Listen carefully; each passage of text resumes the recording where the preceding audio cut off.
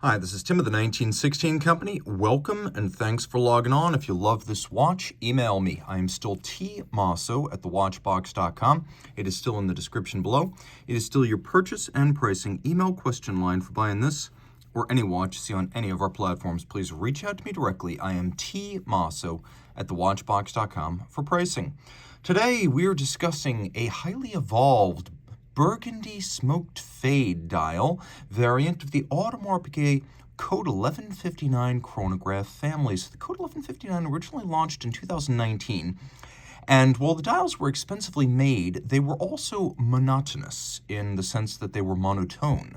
By adding a gradient, a fade from light to dark for 2020, AP dramatically improved the perceived sophistication of this already quite sophisticated watch. So let's take a look at this highly evolved Code 11.59 chronograph. First of all, white gold. And you can see at Audemars Piguet, white gold still comes with rhodium plating that makes it look not just like white gold, but genuinely white, almost like platinum. Now, this is a decision that AP makes because it wants its platinum and white gold to look visually indistinguishable, and it does achieve that. Just note that this is not what's known as gray gold in the industry. This is a traditional kind of white gold. Taking another look, 41 millimeters in diameter.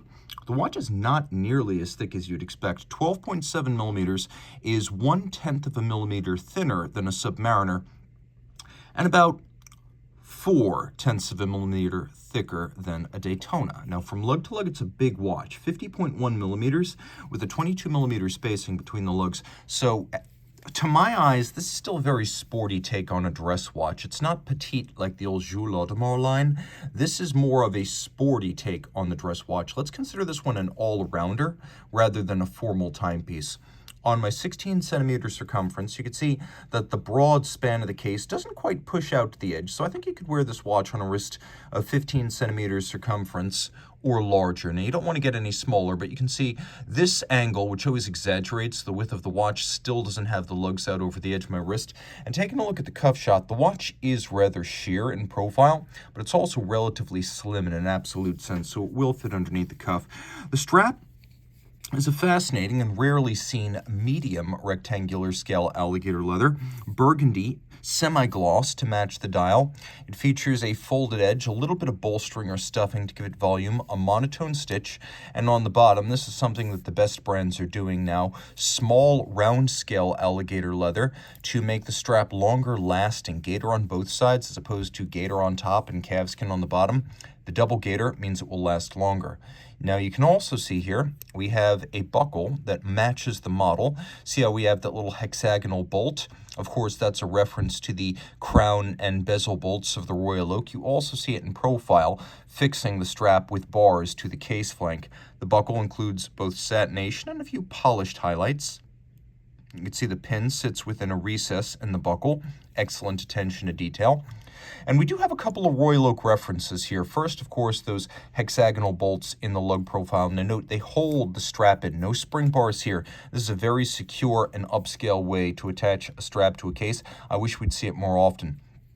Less obviously, the mid-case is a rounded octagonal profile like the Royal Oak, so that's in there. Note that we have two interior polished facets on the case flank, and then we also have micro beveling on the interior of the evacuated lug, both on its outward facing side and impressively also on its inward facing side, so you can find that in there as well. The pushers for the chronograph feature outward bevels and satinated flanks, and then we have a crown with satination as well as polish. The case is open airy. It's like a big prism. It's got a wonderful weightless appearance to it and open, gossamer and graceful volumes. This is really a watch that is a lot more sophisticated than it looks when you see it like this online. Taking a quick look, the bezel has been minimized.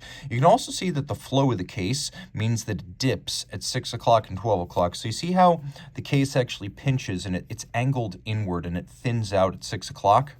And then it thins out at 12 o'clock while swelling at 3 o'clock and 9 o'clock.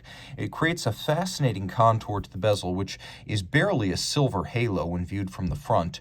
And then you can see the sort of dihedral or inward inflection of that boxed and cambered sapphire, which creates a remarkable refraction when you move it through the light like this. Now, taking a look at the dial, outboard we have a stepped tachymeter scale, which can be used with the chronograph to gauge the speed of an object, such as a race car over a kilometer. This is a flyback chronograph, so reset and restart without first stopping. Great for timing events that occur in rapid succession. The tachymeter as well as the dial are richly lacquered with multiple layers, perhaps even as many as a dozen, alternating between colors and clear. You can see we have that smoked fume or gradient fade. Lighter at center, darker, almost black at the edge. We have larger registers for the chronograph, the minutes and the hours, and then you can see that each one of the sub-registers is slightly countersunk, has a matte center, and then a polished chaptering. We have font that matches everywhere on the dial, and this wasn't true on the 2019s. If you look at the 2019s, the font used for numbers on the dial and the tack was different than that used on the date disc, whereas these later examples, you can see how the 8 on the tack is the same as the 8 on the date disc, is the same as the 8 on the registers. So a lot of continuity there. You'll also note the 2 there is the same as the 2 there, is the same as the 2 there, is the same as the 2 there, and also on the date wheel. There's excellent depth to this dial, which you can see in profile. The hands at center are baton style with a counterweighted lancet style seconds hand. They're nicely rounded across their top, and so are the baton style applique white gold indices hands, AP logo, numeral 12, and indices all white gold to resist tarnish and oxidation over time. Now, we do have some subsidiary setting modes. You can see we have a stop seconds function, instantaneous date jump. We also have a quick set system, so you can rapidly set the date if you wish to do so. And then we've got a combination of a column wheel for crisp chronograph feel and sound, and then a vertical clutch. And you can see with the vertical clutch, starting up the chronograph produces no extraneous motion, jumps, or staggers. Plus, with the vertical clutch, I can just leave my chrono running full time if I prefer to have that seconds hand going. The watch features a movement that debuted on these watches back in 2019. This is the 4401. You'll also find it in the Royal Oaks and offshores, which should tell you that it was designed from the outset to be a sports watch movement, so it is very robust. Pivoting on 40 jewels, automatic winding with ceramic rotor bearings. It's got a 70-hour power reserve, a 4 hertz beat rate, quick set date, stop seconds. It's got a vertical clutch and a column wheel, and one remarkable feature here is if you look right next to my finger, you can actually see the mechanism that engages and disengages the vertical clutch, making this one of very few watches that has any visible sign of actuation of this mechanism, which is typically hidden. You can also see off to the side that the column wheel, which is mirror polished on its top, is visible. The movement, again with 70-hour power reserve, quite a bit more than the previous 3126 with the 3840 Dubois de Praz module, or alternatively, a considerably larger, more robust, and with a longer power reserve than the Frederic Piguet 1185 used on the Royal Oak chronos. Now, what we've got here is a 32 millimeter movement that's broad. Now, the old 3126, that was only 26.6 millimeters across, so this is a movement that's much better suited to filling the case back.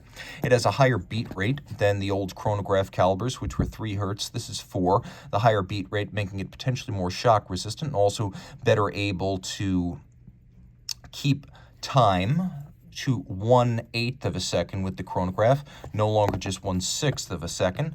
Notice that it has a full balance bridge dual anchored with a free sprung balance for shock resistance. The finishing is handsome, a combination of manual and mechanical execution that's fairly typical of this price point. And you'll see that also on watches from the likes of JLC, Zenith, Glasuta Original.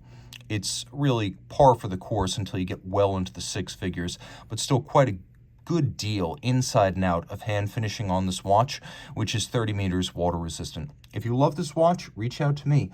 I am Team Mosso at thewatchbox.com for purchase and pricing details.